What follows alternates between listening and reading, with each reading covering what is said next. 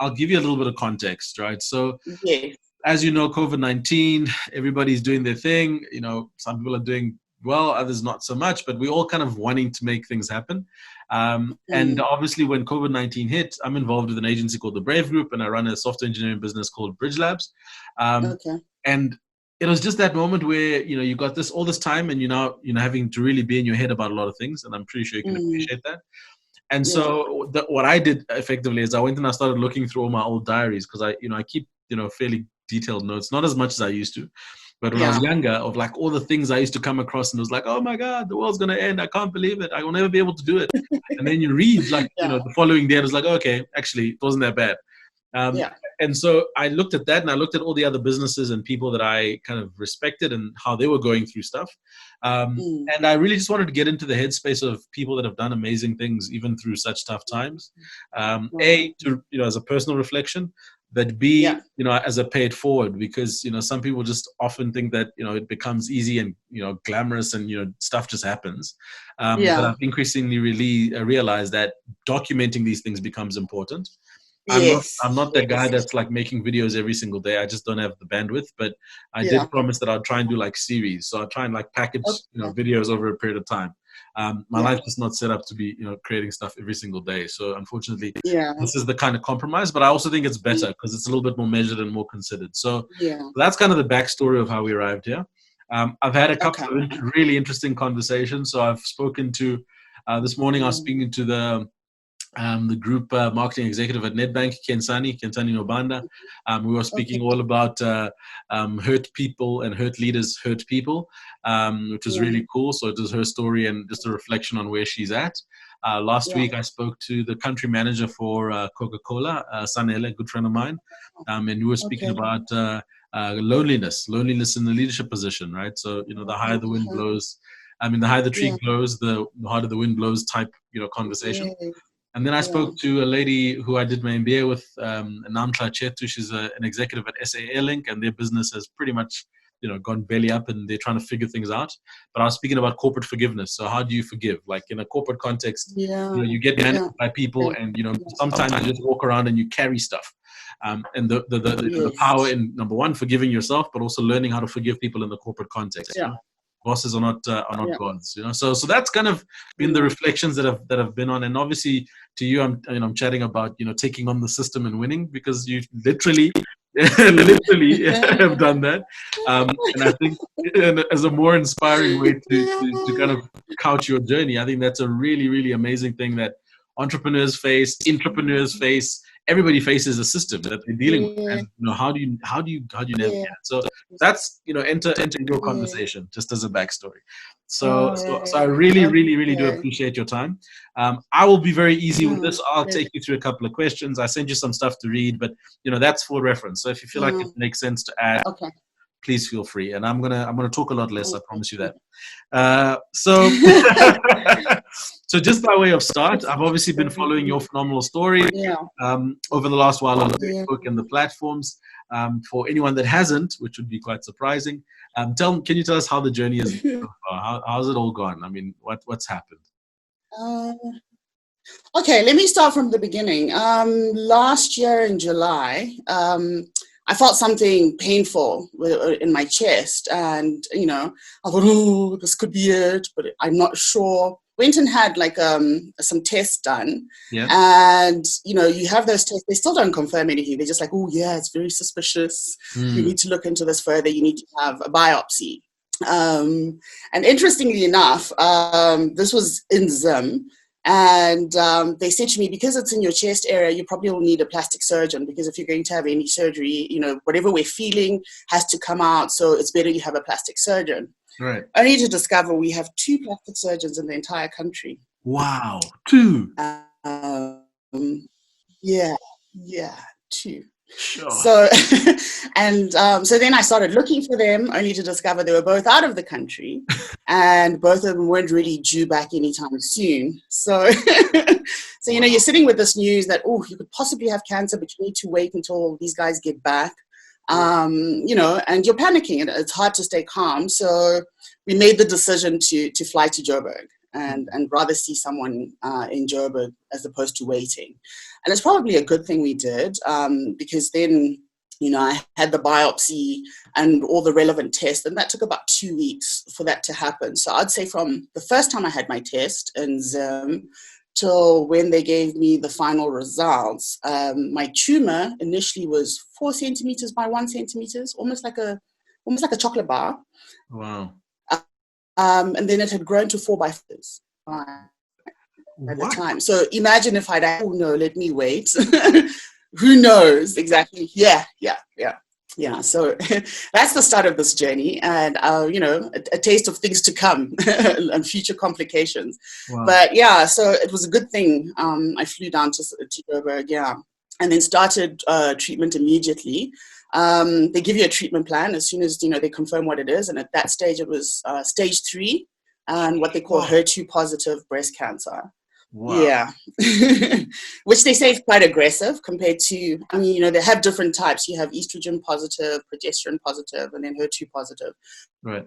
Some people have all 3, which I think is probably a bit more daunting.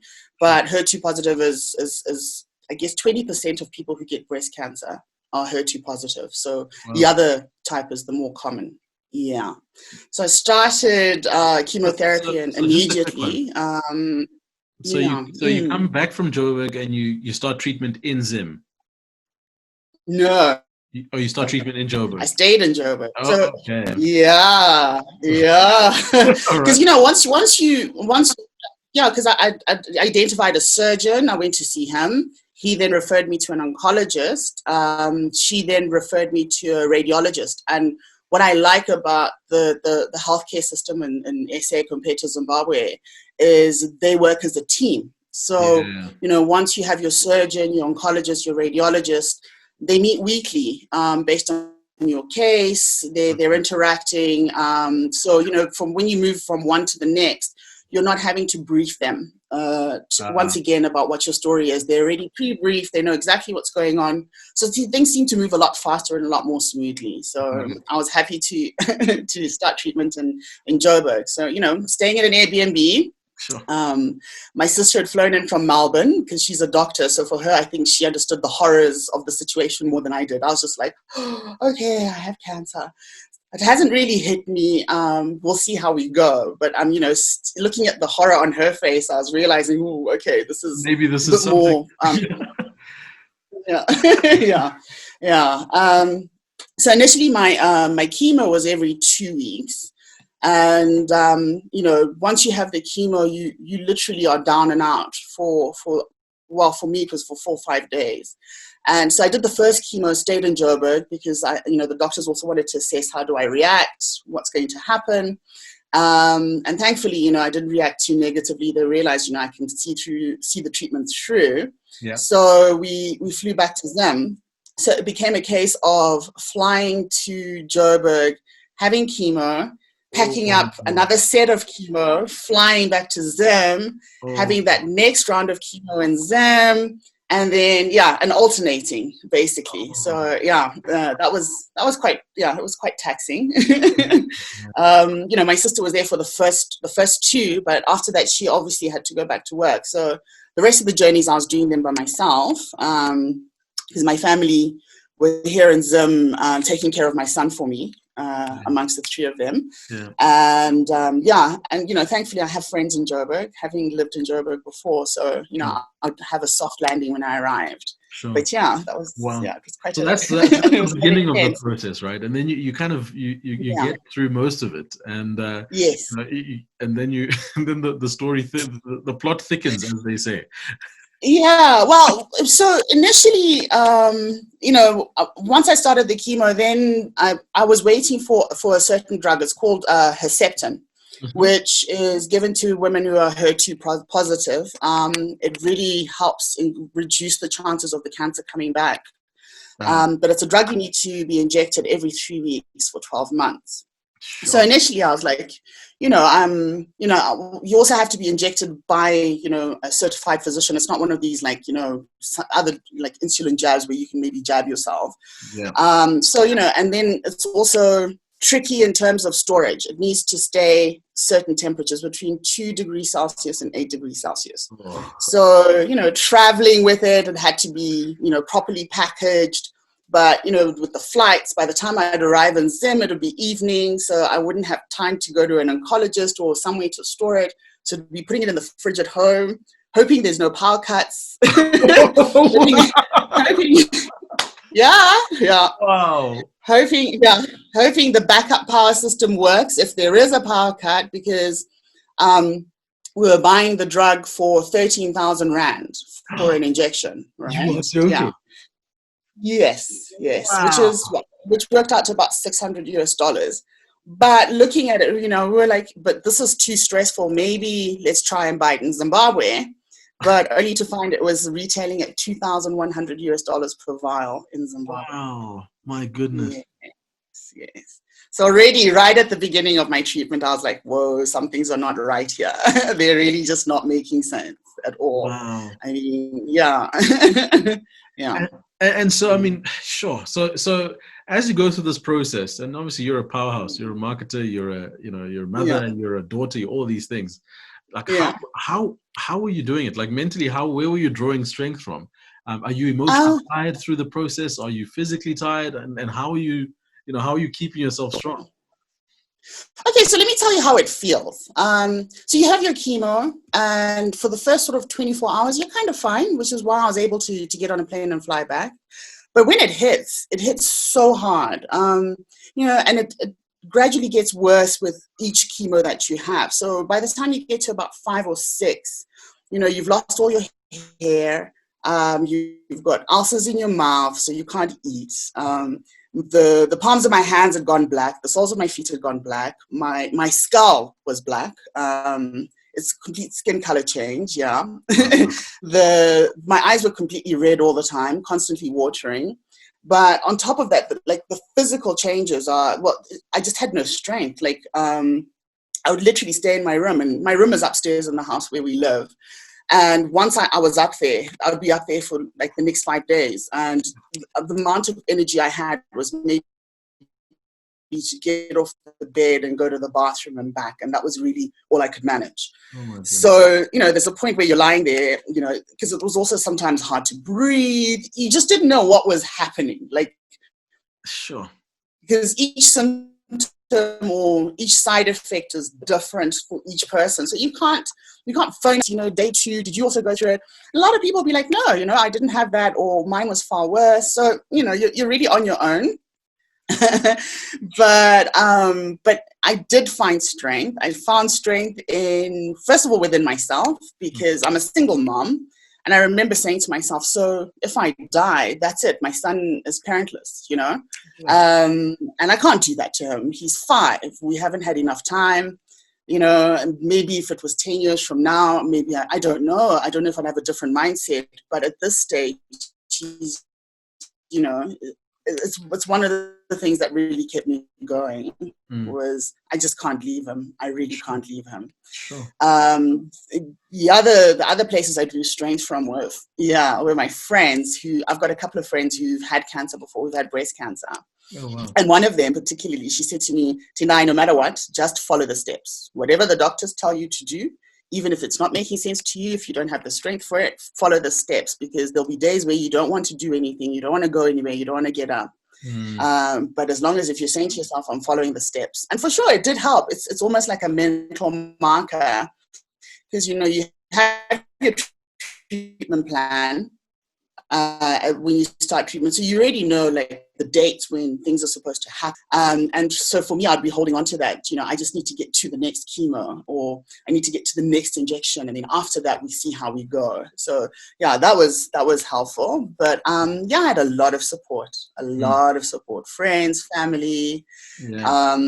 And halfway through the chemo, I took to social media, and suddenly I had, people I didn't know praying for me, sending me messages, checking in on me. And I think that helped a lot as well. Yeah. That really did help. Yeah. It's funny. I was watching there's a Netflix movie at the moment called The Social Dilemma. And it speaks about all the negative things that come with social media. The irony is that, they interview a lot of Facebook, Google, etc. employees, and because I used to work Yeah. with Facebook, I understood exactly what they were saying. It's like there's so much good that comes from social media, but there's Yeah. also so much inherent bad that is in social media. And so Oh yeah. when they asked them, so what's wrong with it? And everyone was like, Yeah. it's difficult to explain. And in your case, you're getting Yeah. people that you don't know praying for you. You've got people that are showing you Yeah. support. You started to lobby and you started to rally around, some of the challenges that were faced. And how did that Yeah. go? I mean, how did you start to gain this movement around, effectively trying to look at how to fix those machines? I mean, I was like, wow, I can't believe this is happening. Well, so it helped. It helped that halfway through chemo, I went to social media, and it was around about breast cancer awareness month, October. Yeah. And I thought, let me also share my journey, because at this point, it's not just an ad campaign put together by some marketing execs. This is me telling my story and, letting people know that, yeah, actually, I didn't do the checks. Yeah, I didn't follow the advice. I didn't go for the mammogram, and look at me now. And, if you want to be in my situation, carry on. But, I strongly advise everyone to not be like me, basically. So that's where I started. And it was phenomenal. The response was phenomenal. People around the world.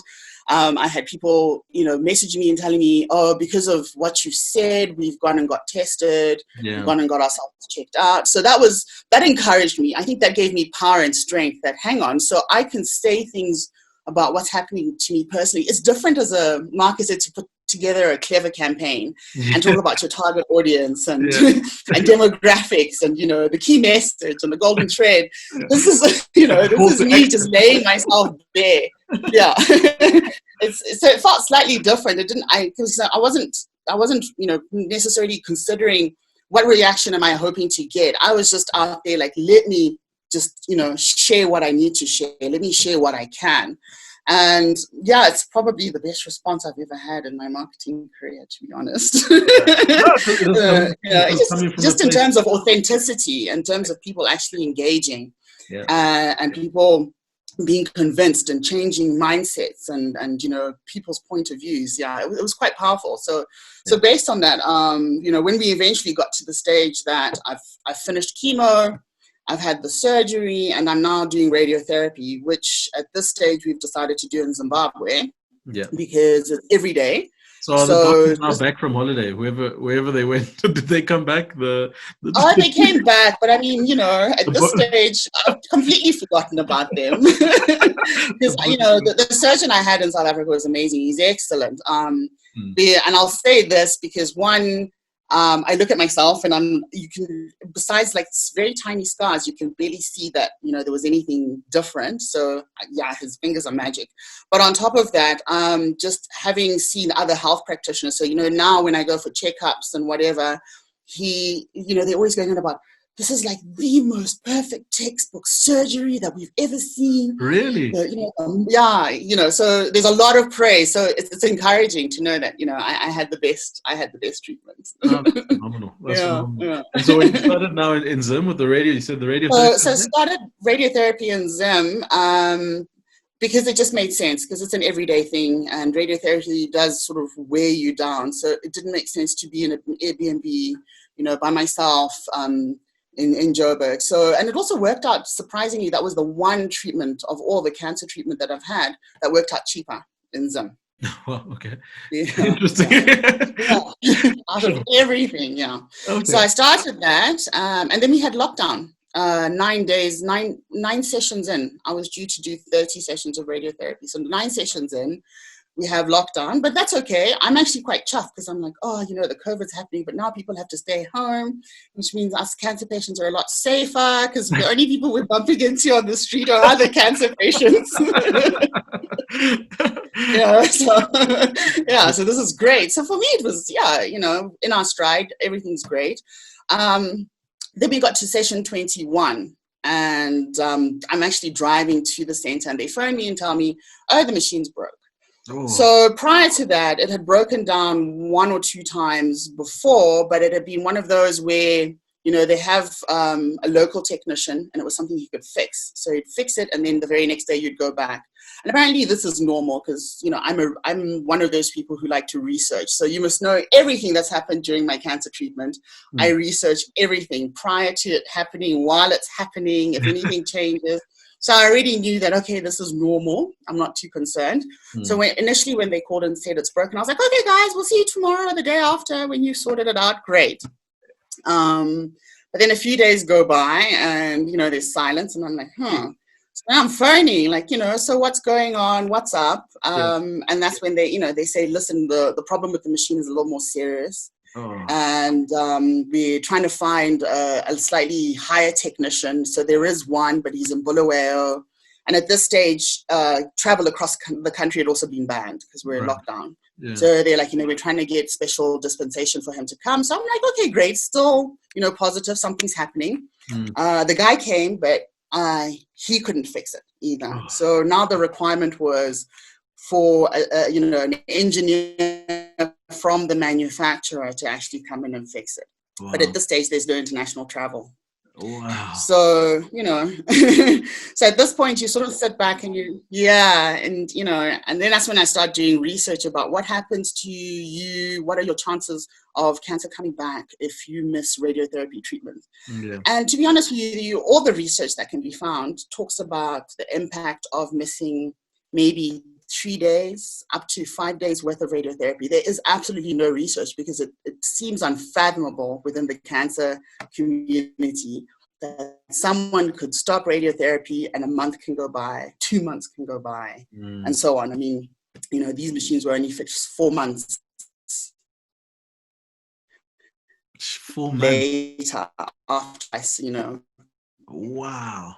the last machine was broken, so you can imagine. Wow. 4 months later. And the thing is, so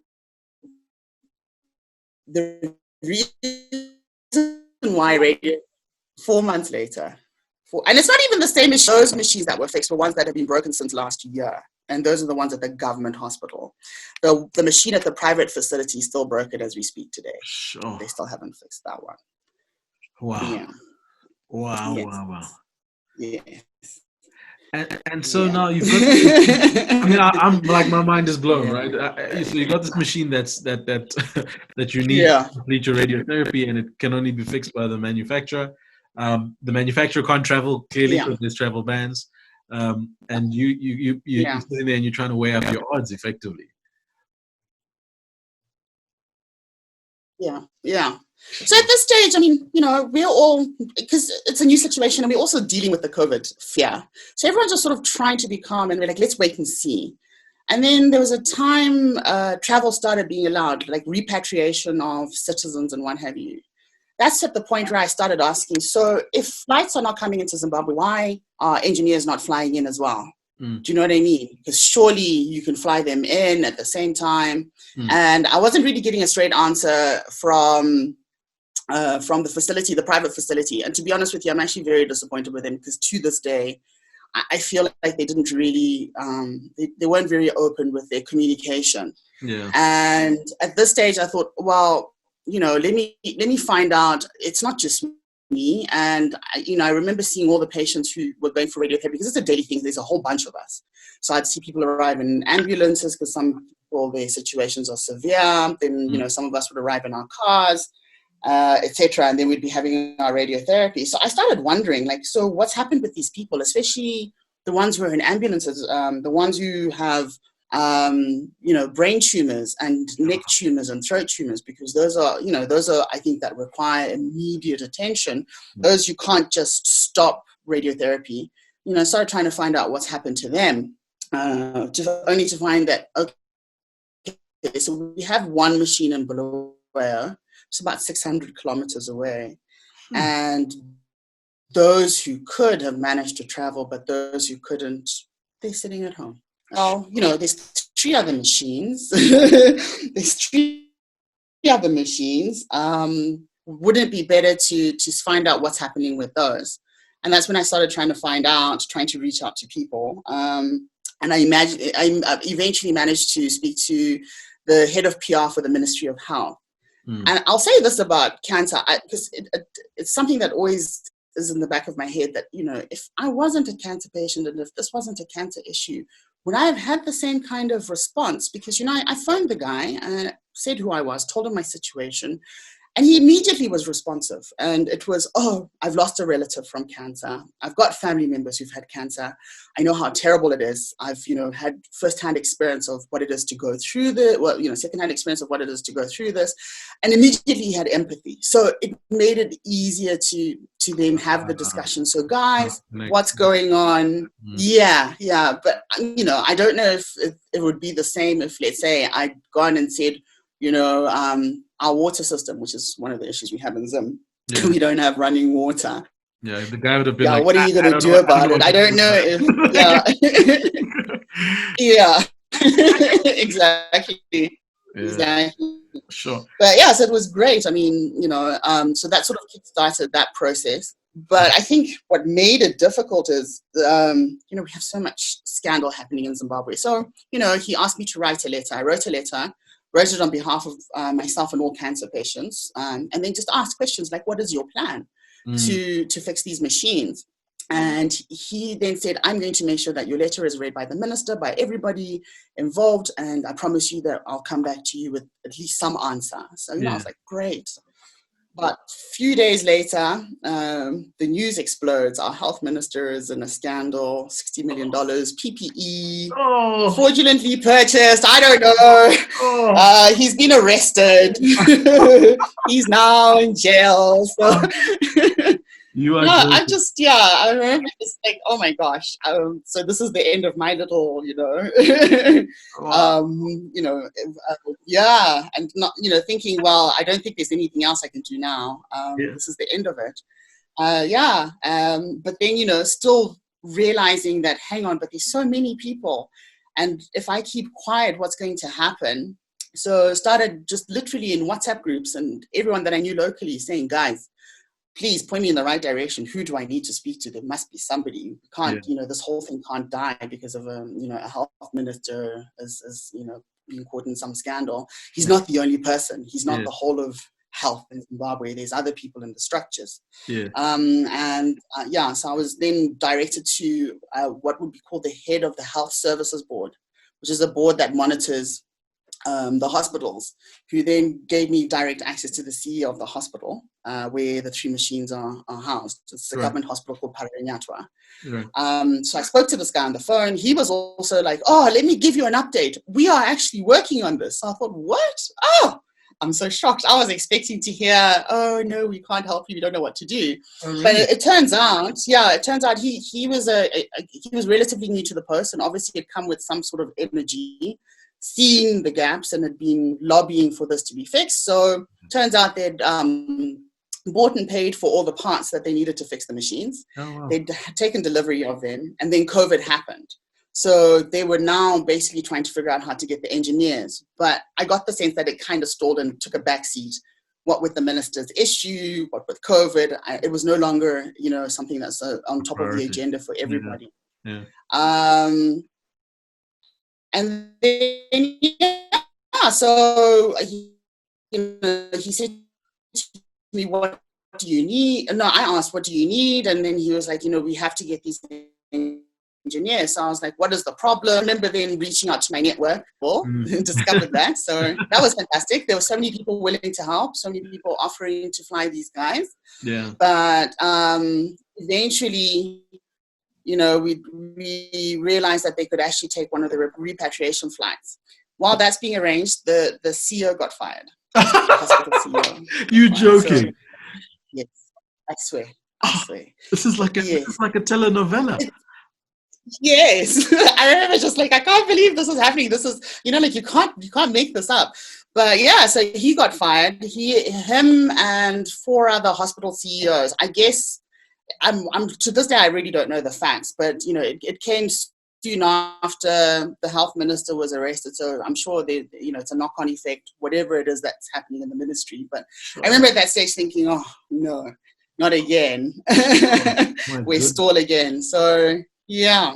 But I will commend that guy, because before he left, he then phoned me and said, I'm sending you a number. This is the person you need to liaise with, and just keep putting pressure on him to follow up and make sure that this happens. Okay. So I started doing that while I was tweeting, but in between all of this, One of my friends had family members that work at, these international news agencies, managed to reach out to all of them, got a good response from BBC Africa News. Yes, that's right. I saw that. And they phoned me, did a radio interview. It ran on the website, and then the World Service, the BBC World Service, picked it up. And then another journalist called me up, and then she wrote my story, and that's when it exploded. And I think, yeah. That was the tipping point. That's where things started to change a bit. I think so. I was still tweeting furiously. I think I was more on Twitter than Facebook, still tweeting furiously. But then I started, including the manufacturer of the machines, the way the engineers are, because I'm like, hang on. So, it's all happening this side, but what are they doing? So, started questioning them as well. Yes. And then one day, the CEO of they're called Varian Medical Systems, the CEO of the Africa division, then phoned me out the blue, identified himself and said, "Good news, we have an engineer. He arrived this morning." Wow. And wow. That's got to be one of the greatest moments I've had recently. Sure. Yeah. And all of this because of the World Wide Web and the internet. It's amazing, hey? It is, without leaving the comfort of your home, imagine. It's absolutely phenomenal. So I mean, so then I didn't need any placards. I didn't need to toy. You just need fast thumbs that work really quickly. Yeah. Right. So the engineer came out and the machine was fixed, right? And then so it was 3 of them. They fixed 3 machines. Yeah. And I got to meet him at the end of it, just before he left. Gosh, he was a tall guy. He must be like 7 foot something. It was amazing. But very nice person. And in speaking to him and also keeping in touch with the rest of the Varian team, I got to understand that in as much as this has happened and they fixed the machines, without some sort of service plan or whatever it is, if the machines break again, we're going to be back in the same situation we were in. So this is where I am at this stage, is actually trying to work with the manufacturer and the hospital and the ministry to see how can we then, create some sort of situation of continuity. So it's not over. Yes, machines are fixed. Yes, people are now getting treated, which is beyond fantastic. But I think because I wasn't aggressive, I wasn't attacking. I spent more time asking questions. Why hasn't this happened? Why isn't this happening? And then also just expressing what I know will happen in terms of, so if I don't get this treatment, I'm either going to have a mastectomy, my cancer is going to come back. Just letting people know that we as patients are also aware of what the impact is to us for lack of action. And, then just hoping people have a conscience. And what, surprisingly, they do. You read all these news stories and, institutions are vilified and they're made to look like monsters. And, like right now we have a situation of striking doctors and nurses. And in as much as you sympathize with them, there's a part of you that you're like, but there are people dying in hospital or whatever.